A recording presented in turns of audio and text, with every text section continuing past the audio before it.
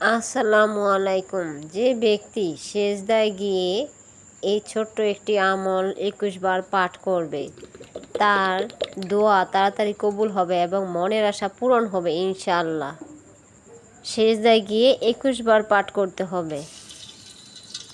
তো দোয়াটি হলো ইয়া আরহামুর রহিমিন, ইয়া আরহামুর রহিমিন, ইয়া আরহামুর রহিমিন।